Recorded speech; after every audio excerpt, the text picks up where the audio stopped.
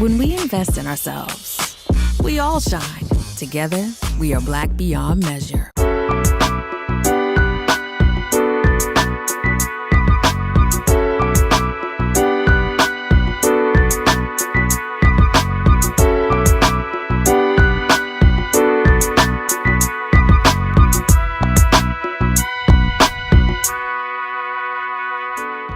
Hello, everyone, and welcome to A Balanced Life. I say this every week, and I'm sure you're tired of hearing it, but you are my favorite people, and this is my favorite day of the week.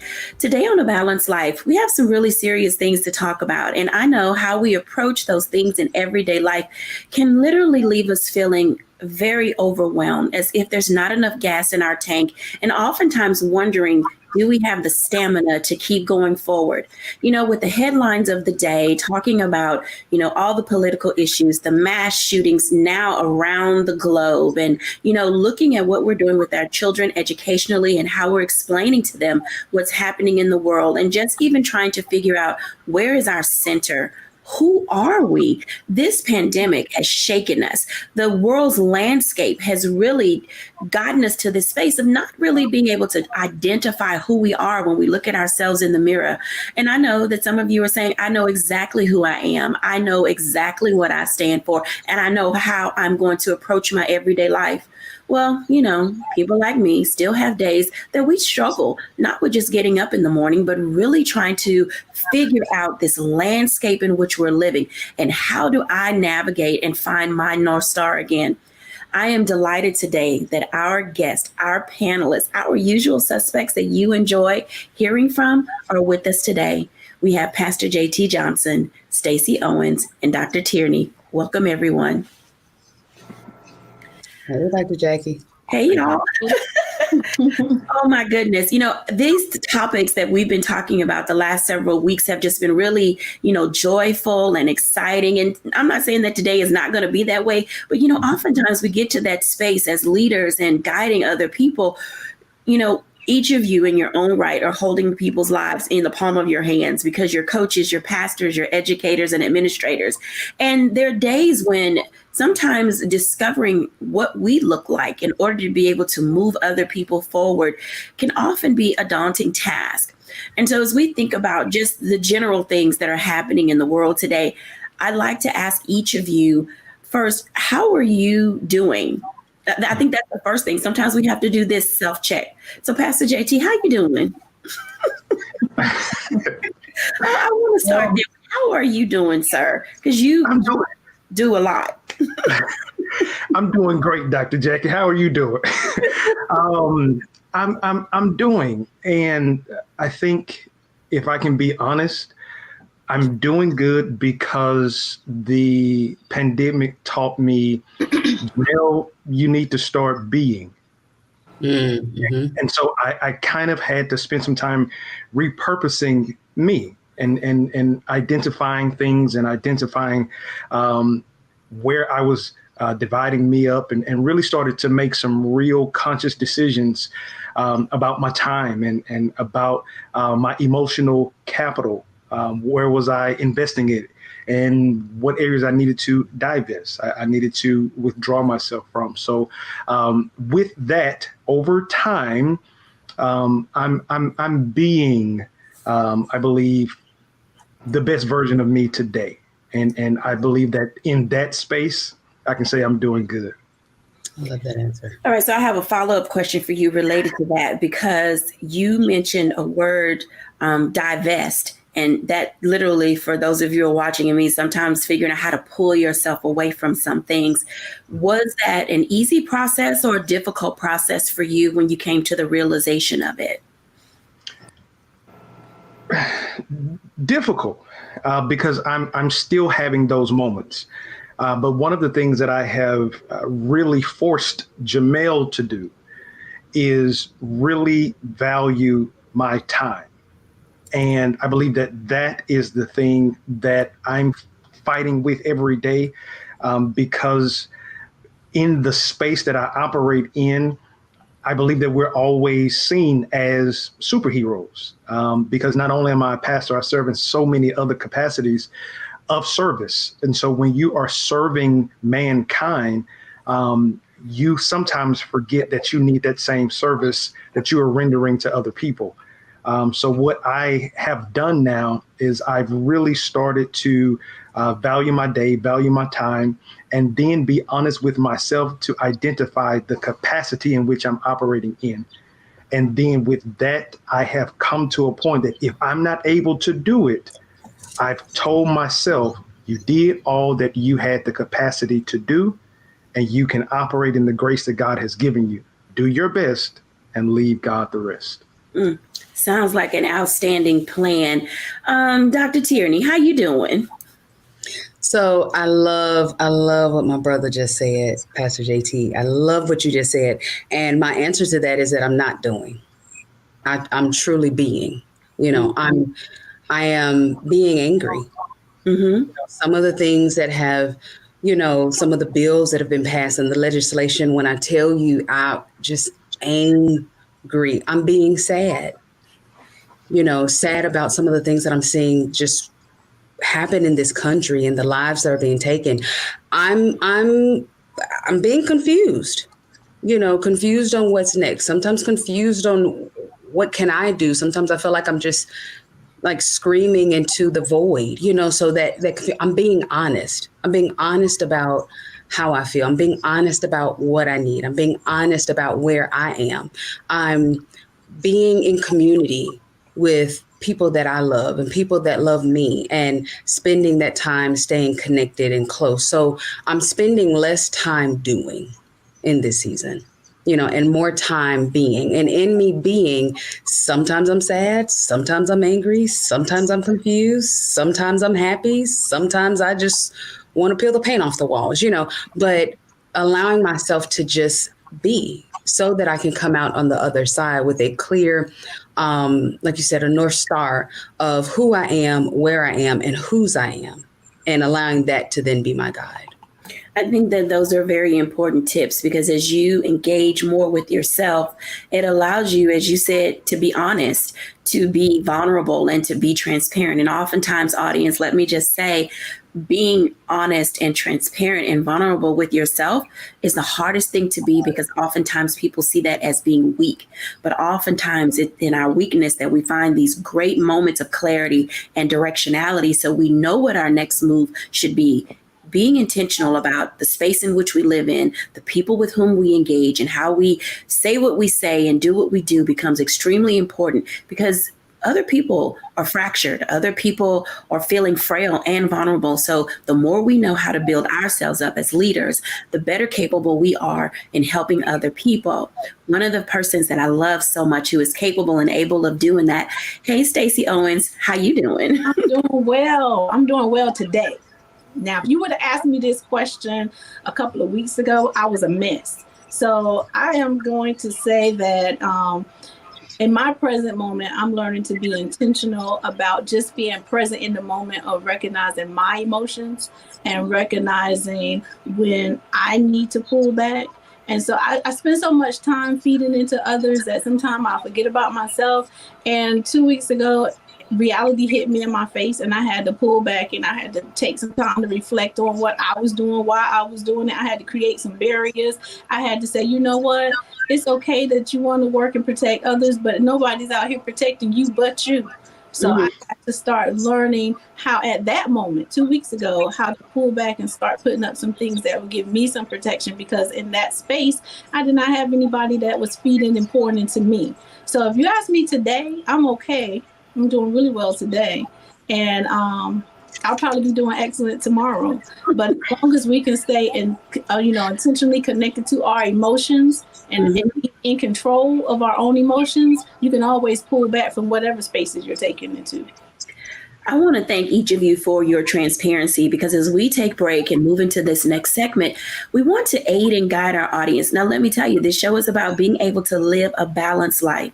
And so many things get thrown at us. Literally, it's almost like you have a few drops of water too many on one side of a thing and the whole roof caves in. And I know that some of us feel that way sometimes, that there is a weight that is on us that we didn't put on ourselves. So when we come back after the break, we're going to have a little conversation about how do we get the weight of the world off of our shoulders.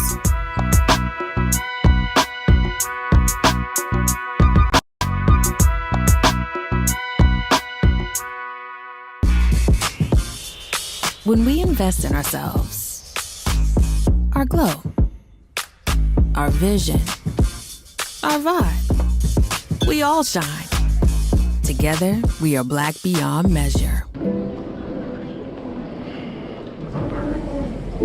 the bins over the window seats. These are the only bins that will accommodate larger rollerboards.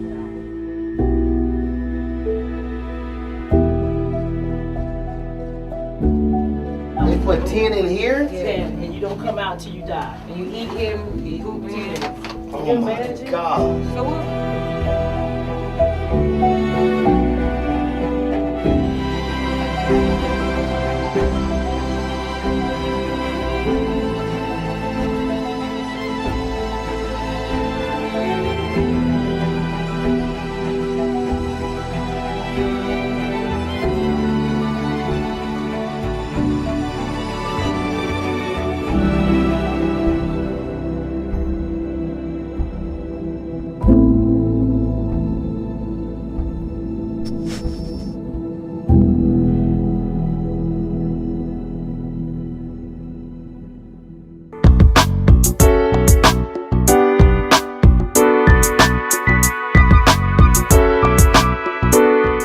Welcome back, everyone, to A Balanced Life. And you've heard some great tips.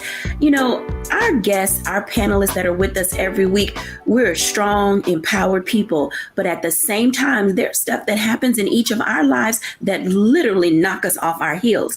And so I hope that you are able to see in us ways to begin to move your life forward, just as we're talking about what it means to do some self-reflection, to be overwhelmed and be okay with it, and to say, you know what? I'm not okay, and I'm okay with that. Welcome back, everyone, because, you know, this conversation and dialogue that we're having, it all relates to how do we live a balanced life when we're out there in the world helping so many other people. There was something that was mentioned, and I want to say there were two things that Pastor JT said, and then each of you said something that was very relevant. And I want our audience to be able to capitalize on that. I heard capacities of service, and each of you serve in different ways. So I do want to ask a question related to that, but I also heard emotional capital and screaming into the void. And if I can tell you the numbers of time that we all want to put our face in the pillow and just and just yell and just think that everything is going to get better. Sometimes that's all it takes. But when we talk about these capacities of service, so after you've gotten yourself together, and even when you're only just a little bit together, each of you still has work to do. You know, just because you're feeling in a funk and feeling down and things are going haywire, you don't have the ability to step out because you're fully invested, you know, in the life that you live and the people that you serve. Pastor JT, you're out and about in your city and people call on you for a lot of things. And I want the audience to get to know you better. So tell us a little bit about some of the groups that you serve and how you are called upon, and emotionally and in your capacity, how do you still dive in and help others? Wow. Okay, so how much more time do we have on the show? Take your time. Take your time. So, audience, my name is Jamel Johnson, and I literally have like about 17 jobs, really. So I pastor the Word Church, which puts me in an amazing space of service. I believe that I'm one of the more hands-on pastors, really being a part of the community that our church is in. I've always said that while so many people are trying to get the world to know who they are from a religious standpoint, like if your church is focused on being worldwide or world known, it's a travesty if the people in the neighborhood that your church is in don't know who you are. So we have embraced that, which has caused so many more opportunities and doors of service to open from it. So I serve as the executive director of the Fulfillment Project, which is our nonprofit organization that was birthed from the church. That's where we do a lot of our community service. And from that community service, in one of the major floods we had in the city, we were serving, and I met the mayor, and he wanted to know who I was, because when there was a time for pastors to be on a platform with him, I told him, hey, I can talk to you after. I got work to do. And I was loading a truck with water. And that impressed him. And he came and talked to me. And immediately I was put over his faith-based coalition in the city of Houston, which pushes me to another level of service. I also serve as a chaplain for the Houston Police Department, as well as our Precinct 1 constable, which puts me at another level of service. I serve as the chaplain of the 100 Black Men of Metropolitan Houston, which puts me at another level of service. I sit on the steering committee of the Houston chapter of the My Brother's Keeper initiative that President Barack Obama started, which puts me at another level of service. I've written 7 books, and with those books I travel, and I am a motivational speaker, which puts me at another level of service. But more so, I am a husband to my wife, Natasha, and father to my 2 boys, Adonis and Jalen, which has me serving 24/7. So, Dr. Jacquie, I don't know if that answered your question, but that's a little bit about me and all the work that I do. It seemed like it's a never-ending cycle, but during quarantine, all of those areas pulled on me even more because we were at a high alert in our nation, even to the point where I was on the front lines, walking hand in hand with some of the pastors. It was a picture that floated around with myself, Joel Osteen, our mayor, our chief of police, as we all marched with George Floyd's family in the streets of downtown Houston. But it was in that moment where, after attending George Floyd's funeral and coming home with tears in my eyes, my wife told me, Jamel, enough is enough. And so for about 2 or 3 weeks, I didn't do anything. And I think that was probably the greatest reset that I had. Unfortunately, that reset, I pressed the play button and hit fast forward again. But she helps me with my temperature base, because it's one thing that she loves being in the background. She never really likes to be in the front. But one thing that she told me that sticks with me, and I actually have taken it and use it on platforms, as I've taken a lot of what Dr. Tierney and Dr. Jacquie and Stacey has said, and speak to others. But my wife told me, she said, if you ever looked at the movies with Superman, he was Clark Kent the majority of the movie. He was only Superman for a few scenes. She said, you got to be careful if you want to live in the cape when the cape is not meant for you to live in. Mm-hmm. Come on, Dr. Natasha. I'm going to need her to that sermon for some of us, because oftentimes we don't know when to take off our cape. And I like this conversation that we're having, you know, as I'm thinking about the development and where we're going in this conversation. These one-on-ones are going to be helpful. So I have a follow-up question for you, Pastor JT, related to who you are as a person. When you think about all of the ways in which you serve, because you said each time another level of service, another level of service, another level of service. But what it says as I'm listening is that you're very consistent in who you are as a person, and you recognize and identify your value and your worth in the places where you serve at every level. Is that natural to you as a person, especially as a man, to step into the fray? And I know you're not running into burning buildings and different things like that, but at the same time, you are putting yourselves on the front lines so that the community is aware that there's an advocate for them in the space where they are hurting. Yes, ma'am. And I would say it's in my blood. My mother, she did her undergrad work at George Christian College, which is a HBCU in East Texas.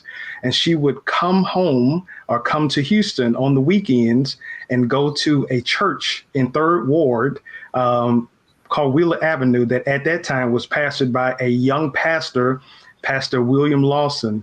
And my mom would actually go to Woolworth, and she would picket, and she would participate in the sit-ins. And she was very open and transparent of speaking to me about that as I was growing up and telling me about the horror stories. And then some of the initiatives that she worked in concert with Barbara Jordan, with Sheila Jackson Lee, even with Sinfronia Thompson, my mom, and I always talk about how, Black history, we think about some of the names that I mentioned, Shirley Chisholm and, Dr. King, and these names are notable. But I always say, Black history is in my house. I can pick up the telephone and call and talk to a person that fought for our freedom and fought for our civil rights.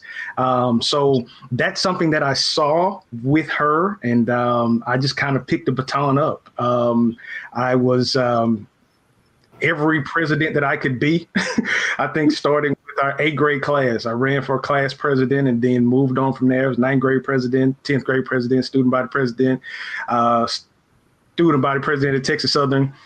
So it's just, I guess, just service has just been in me. And I think that it's because of the matriarch of the family. And I believe that she passed it on, and I'm running with the baton now. I think that those are admirable qualities, because as you are engaging, you're looking at your life, you've got these living history examples. Oftentimes young people don't have examples in their home of who to follow or how to, I would say imitate or mimic. Give us one tip, if you will, when we think about the mass shootings, the political polarization, and all of the things that are going on around the country. Give us a tip or two that you would share with young people on how to get engaged today without doing too much, so that they don't find themselves either in trouble or getting off balance, because they are young and still learning. Got you. Well, one of the things that I would say, if you are a teen, or you are you're a young millennial, or Generation Z, I think now. But if you really want to get involved and be a part, there's always something that's going on, just how it is. If you're on TikTok or if you're on Instagram, that hashtag, even on Facebook, that hashtag, it used to be a pound button for us back in the day. But that hashtag is like, and so I just dated myself and showed how old I was. But if you hit that hashtag just as much as you hit the hashtag and want to find out, who is doing dope lashes in the city, just as much as you hit that hashtag and you want to find out who's selling real Jordans in the city, you can actually hit that hashtag and you can find out ways that you can be involved. And this is another thing that I would say: get involved, stay involved, but you can easily impact the life of somebody that is next to you. So many times we look for the next Dr. King, but if you know anything about the story of Dr. King, Dr. Martin Luther King Jr., he was the son of Martin Luther King Sr. And so he was actually just doing what he saw being done. So there's possibly somebody that you are connected to, a brother, a sister, a cousin, a niece or nephew, somebody in your village, that if you're not able to help on a mass scale, if you're able to save one, you are actually doing the work of someone that may not even have access to do what you're called to do. Having access to do what you're called to do is something that's very vital and important in each of our communities. When we come back after the break, I'm going to have a one-on-one with Stacey Owens, and just to find out how she's doing what she does in her local community when we're back after the break.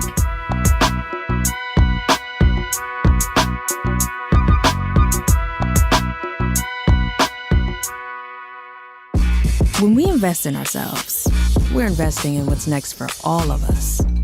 Growing, creating, making moves that move us all forward.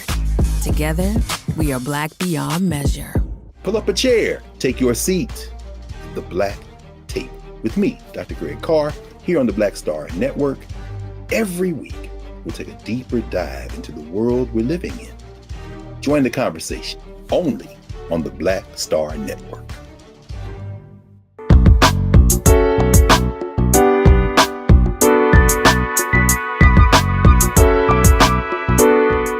Hey everyone, and welcome back. You know, Pastor JT has given us some really great insight on how we can find role models and examples in our community or in our family to help us begin to move and get started. One other such person is Stacey Owens, and I'm always excited when she joins us because the work that she's doing in her community matters, not just to the students in her school, but to those around her that she serves. Hey, Stacey. Hello.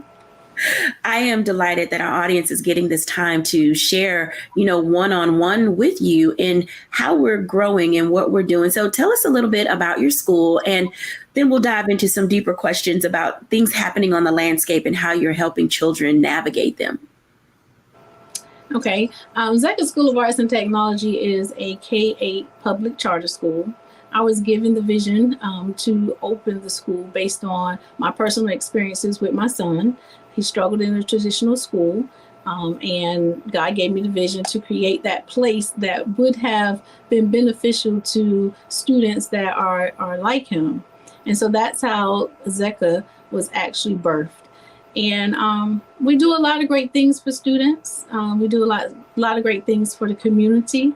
I have to be in a lot of trauma situations because we serve a high-risk population. But that's how Zecca was formulated. You know, when I work with you and I talk with you often about the work that you do, and your children are literally watching because they're in homes outside of you. They're with people who keep the news on 24/7, or they're riding in cars where they're hearing about devastation. Does that impact the quality of life of students, yours in particular, but as a whole? And how do we help our community, understand and identify, talking to kids about mass shootings, things that we're seeing happening with civil rights, children at young ages are being called out of their name by other students at such a young age. How is this affecting and impacting them psychologically?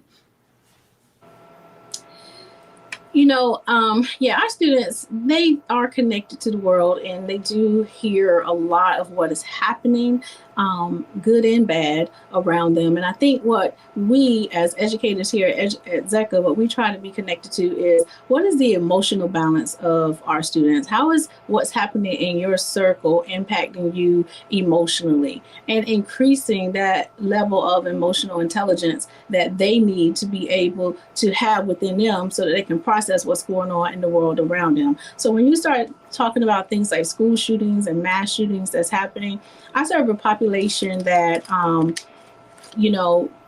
I serve a high African-American population. And so we're constantly having conversation with our students about how to handle such a situation. If you find yourself in a situation where you're stopped by the police, we don't want you to be fearful of it. We want you to follow the Zecca way. And for us, our first 2 steps in the Zecca way is you got to know how to follow directions, and you got to be able to be in control of your emotions. So we start there. You have to always be in control of your emotions, because when you get out of control of your emotion, your brain shut down, you stop thinking, you can't think cognitively, you can't solve problems. So you got to stay in control of your emotions so that you can think your way through any situation. And you have to be able to know that the goal is not always to be right. The goal is to be safe. So if you're stopped, or if you come in a situation where you have to interact with the police, we want to teach our students to listen and be able to follow the direction, and try to just always be thoughtful about, how can I leave this situation to get home? Because getting home is the mission. Being right isn't the mission.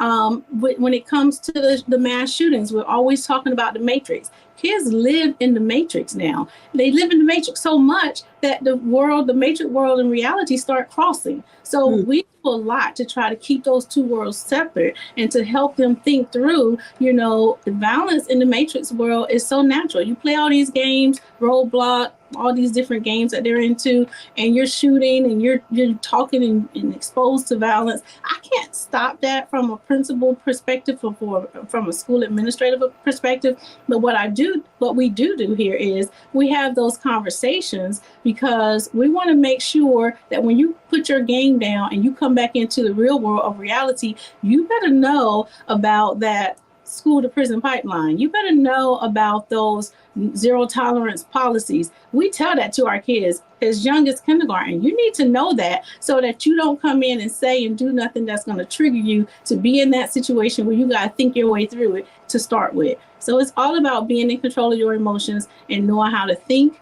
and follow those directions. So I can hear our audience already saying, this is such a harsh reality for kids. Why do they even need to have the talk? Because the talk now is not just about the birds and the bees. It's about stop and frisk. The reality is not just about, getting up in the morning, having a happy-go-lucky day, but anything can happen in a grocery store, in a barber shop, at the park, at the mall, just wherever you may find yourself. How common now for your kids do you feel, and I'm asking this from an emotional perspective, because some of our audience that's listening, some of them are thinking about, do I pull my kids out of school now? Do I send them back in the fall? Uvalde shook the nation. We thought that Sandy Hook, was something that would never happen again. But the reality is it may not ever end. When you think of these things, why is it important for parents not to stick their head in the sand and to have some level of conversation with their kids about the reality of the world? Because Sandy Hook has moved from the school, it's moved to the grocery store, it's moved to the streets, it's moved to the movie theaters. I mean, you could be anywhere and have that experience. So putting your head in the sand or living in a bubble is not going to change the impact or the fact that people around you are not thinking and doing as such as you. So the first thing is having an awareness and being able to, now that you have that awareness, being able to think your way through, if you're in those situations, what do I do? And you don't want to be in that moment to start thinking about it. You want to have those conversations ahead of time so that we can start recognizing and seeing when we may need to make a change or do something different. I tell kids all the time, the biggest thing is going back to that emotional intelligence. Can you respect the differences of others? And we need to have those conversations. Can we be okay with being different from each other? Can we protect others? Can we see something that's out of place and feel safe enough to go talk about it? Because that's the thing that's going to be the difference between saving somebody's life or saving your own life. Can we just be in connection with people to the point where we can get back to that level of socialization that we used to do in the past? With kids nowadays being so inundated in their video worlds and games, the need to be able to socialize is not really there. And so we create these situations where kids are socially awkward and don't know how to get along with others. I always tell my staff, and I make sure we do this yearly, we go outside just to simply learn how to play kickball. Because we used to do that back in the day. We can go outside, make rules together, break rules together, and be okay with it. Nowadays, we break a rule or come together to socialize and interact with each other. We fall apart when things don't go our way. So we have to just get back to balancing those emotional and social needs that students and adults need. Well, you definitely said two things that resonate with kids and adults, and it was follow directions and be in control of your emotions. Because those are two things, as you said, that can oftentimes, when your emotions just run you, Stacey, you know this well, there's a tendency to kind of like, I'm going to take my ball and go home. I don't want to play anymore. You people make me sick, all the things. And then people take to social media and they say things that they can't take back. Honestly, people, whatever you put on social media, it's there for eternity, And so oftentimes your kids are growing. You said your school is K-8. In that K-8 environment, you, especially being in the South, you're in one of those states that has some interesting rules. So I'm going to ask this question as it relates to civic engagement and how students respect humanity. What do you do in that capacity to guide children toward seeing people, I want to say, celebrating the things that we have alike versus our differences? What does that look like for you and for Zecca in training your staff and your kids and preparing them to be just good civic-minded people? So this might not be the popular answer, and I'm okay with that. But, for us, we had to go back to diversity. We had to go back to cultural irrelevance. We had to go back where everybody in the world, where everybody started arguing about, should you teach history? Should you teach this? Should you teach whatever? We went into that space of saying, no, whatever's in our building, we want to have a curriculum that looks like and mirrors what and who we are, so that we can learn how to know other cultures, understand other cultures, and learn how to respect other cultures, and learn how to come together as one. And that starts with first respecting all cultures. So we had to change our curriculum to reflect what enters our building. And that is not the popular conversation right now with the whole thing that's going on with, should we teach history or should we not? And that's one of the things that we did. We embraced it. We sort of come together and just make sure that we brought in our textbooks. We brought in, just different experiences and exposures so that we can expose children to something that's beyond our immediate self and our immediate circle. So I would encourage you to say, who's influencing you? Yeah, that's a very good question. Who's influencing you and who's influencing your kids? When we come back after the break, we're going to continue this conversation as we're growing and understanding and dialoguing in a host of different ways. It's important for us to really decide where we stand in a sense of, what do you look like as a person? Are you authentically happy? Are you authentically pessimistic? Are you authentically optimistic? Sometimes our personal view as an individual can really taint, help, or hinder how we see the world. When we're back after the break, we're going to talk to Dr. Tierney, a level up coach who's going to really engage us on what it looks like to find your center and North Star when we're back after the break.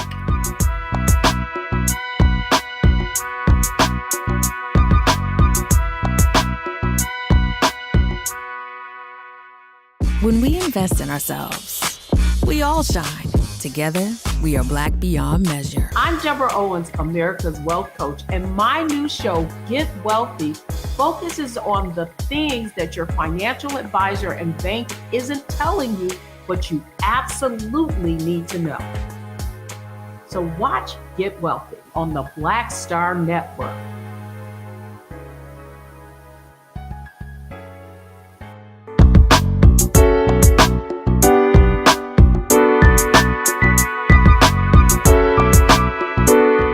Welcome back, everyone, to A Balanced Life. Whew, my goodness. Pastor JT and Stacey Owens have really given us some tools and tips and nuggets that we can live by. Whether you're trying to engage in the world from your own platform and perspective, whether you're helping children and parents navigate the landscape of the world today, it behooves each of us to really sit down and reflect on who we are as people. I want to have a one-on-one now with Dr. Tierney, because I believe that as we engage with others, it's important to know who we are. Hey, Dr. Tierney. Hey, Dr. Jacquie. How's it going, lady? I'm being. Now, you heard her talk about that in a previous segment, because being is oftentimes a great space to determine, in your terms, how to level up. I want to talk for a moment to get our audience to know you a little better about the work that you do, but also with all of the things that are happening in the news. Oftentimes, you might just need to stand still. Give us a little bit of insight about who you are and your work, and then we'll dive in from there. Perfect. So hello, everyone. My name is Dr. Tierney, and I am the Level Up Life Coach. I love, Dr. Jacquie, that you split those two out and said, who are you and what you do? So who I am is I am a woman of faith. I am analytical. I am silly. I am loving. I am sometimes selfish. I am honest. I am steadfast. I am loyal. And what I do is, in the many hats that I wear, I am a certified celebrity life coach and balanced living coach. I am a professional motivational speaker, professional consultant, and an author. I am TT. I am a wife. I am a daughter. I'm a grandbaby. I am an A1 since day one. I am a sister. So I wear a number of hats. I fill a number of roles. But the thing that it first comes down to is, who am I? Because who I am influences and impacts what I do. Who I am and whose I am, all of that goes into defining your North Star. Oftentimes we get our do before our who. We start to focus in on the things that I need to do and feeling like we have to respond to all of the things that we are seeing happening in this world without first stopping to say, okay, wait, who am I? What is it that I need right now? Whose am I? And I said, I am a woman of faith. So the first thing I have to tap into is, okay, what would Jesus say? And what would Jesus do in this, situation based on who was Jesus and what is his character? What is God's character? Because my character should reflect his character. But I only come to that from first focusing on who am I? And so that's the thing that I often teach my clients. And I've said it before in another episode, that's one of the first questions I ask my clients. Who are you? And it's a simple question, but it's something that we often don't think about. And I'm going to tell you, that's one of the hardest questions. My clients hate that question. They hate when I ask that question, because we don't often want to think about who we are. We just want to get to doing, get to getting, but taking that pause to really focus in on who you are can really help you navigate all of the things that are going on in our world right now. And it can help define what it is that you should be doing right now. Defining who you are and what you should be doing. Well, oftentimes those things don't line up, because, you can look at yourself and say, well, everyone has always said I'm supposed to be this person, or everyone always said I should go down this pathway. But Dr. T, when you think about it and you're really, navigating this landscape for yourself, how do you find out who you really are when you've had so many people for so long in your ear, other people directing your life? And a lot of people are waking up and have come out of this pandemic saying, I don't want to do that anymore. Great resignation is real. How are we helping people navigate this great resignation as they are finding their North Star again on their own terms? Absolutely. This is where, and I said it when we were talking earlier, kind of backstage. Sometimes we have to stick our head in the sand, honestly and truly, not that we leave it in the sand, but sometimes we just have to, as my brother, Pastor JT said, we have to divest. We have to pull back. We have to pull back from the social media. We have to pull back from family sometimes. We have to pull back from our friends, and we have to just get quiet and get by ourselves. I tell people all the time, the coach has a coach. I have a business coach, I have my life coach, and I have a therapist. Okay. So I have a team of people around me that when I pull back, I'll get in that circle with them and say, hey, tell me about me. This is what's coming up. This is what I'm feeling. Help me to navigate through this in a way that is healthy, in a way that I know is safe. I'm in a safe space, and not in a way with someone that has a history of me, but that can look at for face value what it is that I'm saying, what it is that I'm feeling, what it is that I'm experiencing, to help me see me more clear. And that's a lot of the work when you talk about working with a coach or with a therapist, and what the work that I do with my clients, I serve as a mirror for my client to help them see themselves more clearly, not based on the things that people said to them in the past, not based on someone else's assessment of their gifts and their characteristics, but your own assessment, because that's the only thing that matters. I can say all day that you're amazing. You're going to be a rock star. If you don't believe that, if you don't see that, if you don't feel that, then it doesn't matter a hill of beans what I say. The only thing that matters is truly what you say about you. So shall a man thinketh as he is. Whatever you think, that is what you are.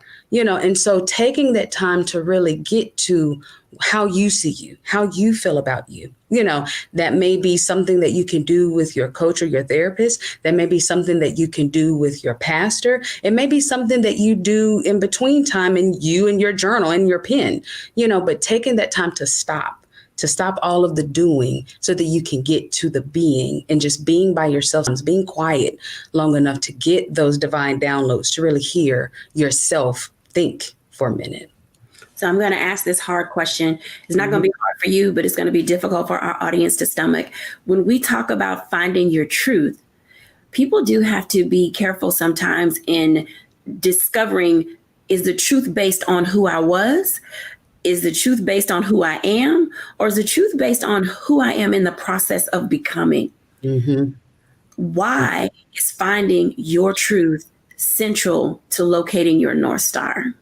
Absolutely. So I have to lead out with that because, again, I'm a woman of faith. So whenever we're talking about truth, I have to pull in the truth of the Word of God, because that, if you are a believer, then that serves as that North Star. What is the truth according to who God says you are? What is the truth according to his principles? Because oftentimes what we'll do is we'll accept what the world says about us as the truth and how we see ourselves, which that can be completely contrary, which often, not completely, I mean, not often, it usually is completely contrary to what the Word of God, you know, says about who you are. So that's the first thing, just kind of out the gate. I have to say that when we are trying to discern what exactly is the truth, you know, and our truth, what lens are you putting that in? Are you putting it through the filter of the Word of God? Are you putting it through the filter of culture? Are you putting it through the filter of your family tradition? Because that will then help you to delineate what exactly is your truth. The other part of that, when you say the truth of who you were back then, truth of now, and truth of, you know, where you're going. Here's the thing. Who I was in my 20s is not who I am now. So some of the things that I held as true back then, I had to go back and look at that thing now at this age. Now at this age, I had to go back and look at that and say, okay, that might have been true back then, but that is no longer my truth. And that's okay. You know, so truth in how we see ourselves, and it constantly, as we're continuing to grow, as we're continuing to learn, the things that I needed then, the things that were my truth and my North Star then are not my truth and my North Star, you know, now. So being able to be flexible and patient with yourself as you're continuing to grow, and knowing that the things that I may put my stick in the ground on today and say, okay, this is exactly what it is. In 10 years, it may not be that. You know, as we're seeing our country is changing so fast and things are happening so fast, we have to make sure that we are constantly assessing where we are, what we need, and what's going on, so that we end up in this space where we're not holding on to some antiquated truth that is no longer the truth. You know, the things that the forefathers of this country held as true is no longer true. So if we continue to hold on to that, then we'll end up being in a world of mess, you know, because we're holding on to these antiquated truths. So make sure that your truth is, you are doing that work of looking at who you are right now. What is it that I need right now? It's not just being on the hamster wheel of do, but making sure you're looking at your who and using that as your lens. Again, if you are a believer, the Word of God is your first lens that you use to examine your truth. You know, but not just holding on to something as true because that's the way it's always been. Let me just say, the way that it's always been will never be again. And I know that there are people having a difficult time jumping off that launching pad. As we prepare to go into our next break, let me just say there are a couple of things that Dr. T said that I need to remind you of. Now, just the analogy that she gave, your past self, your present self, your future self, it is very clear that we had a pre-pandemic life, a present pandemic life, and at some point there's going to be a post-pandemic life. As we're going into this break, I want us to think about, how do we gauge what our lives look like as we prepare to go forward? Now, some of you have taken a Myers-Briggs. Some of you have taken 16personalities.com. Some of you have taken your DISC, your DISC, and you have a gauge of who you are. I want to encourage you to consider taking those again, because when we come back after the break, we're going to kind of dialogue and find out who we really are as people. Helps us see which lens we're watching the world when we're back after the break.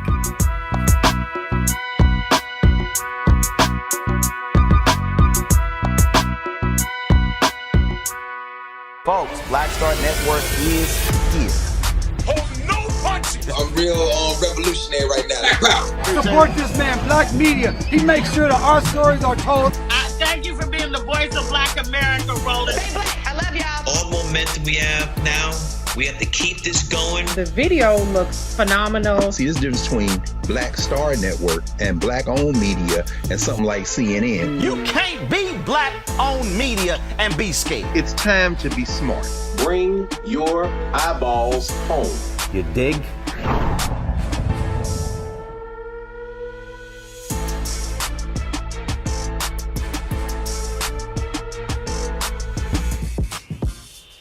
When we invest in ourselves, our glow, our vision, our vibe, we all shine.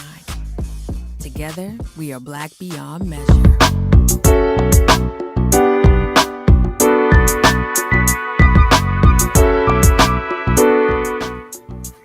Welcome back, everyone, to A Balanced Life.